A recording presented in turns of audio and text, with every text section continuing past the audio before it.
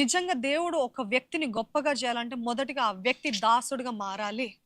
ఒకరి అధికారము కింద ఉండాలి. ఆ అధికారం కింద తట్టుకోగలగాలి. అధికారం కింద కొంచెం ఓర్చుకోవాలి, సహించుకోవాలి. కొన్ని చాలా మామూలు పనులు చేయమంటారు. ఇది నా హోదా కాదు, ఇది నా స్థితి కాదు, ఇది నా స్థాయి కాదు అని కాదు. True leadership comes from true discipleship.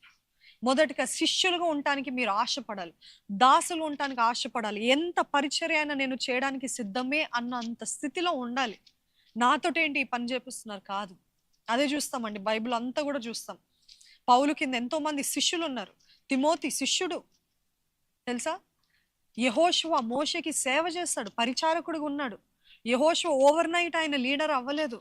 మొదటిగా పక్కనే ఉన్నాడు, ఇన్విజిబుల్ మోడ్లో ఉన్నాడు.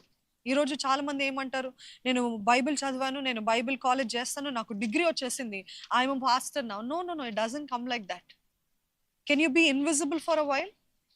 ఎవరు మిమ్మల్ని మెచ్చుకోకపోయినా, గుర్తించకపోయినా, మీకు తలాంతులు ఉండొచ్చు, మీకు వరాలు ఉండొచ్చు, మీకు ఇవన్నీ ఉండొచ్చు, but still God is purposely testing you. మిమ్మల్ని ఇన్విజిబుల్గా పెట్టాడు, కనపడకుండా పెట్టాడు, దాచుకోమని చెప్తున్నాడు. మీ తగ్గింపుని చూస్తున్నాడు, మీరు ఎంతగా ఓర్చుకుంటున్నారో చూస్తున్నారు, మీ పరిచర్యని చూస్తున్నారు, మీరు ఎంతగా సేవకులకి లోబడి ఉంటున్నారో చూస్తున్నాడు దేవుడు. ఆ రీతిగా ఉంటే అప్పుడు దేవుడు అంటాడు, yes you are worthy, you are worthy to lead my people. యెహోషువ ఏం చేసేవాడంట, మోషే భోజనం చేసిన తర్వాత ఆయన చేతులు కడిగేవాడంట, ఆయన చేతులకి కడుక్కోవడానికి నీళ్ళు పోసేవాడంట.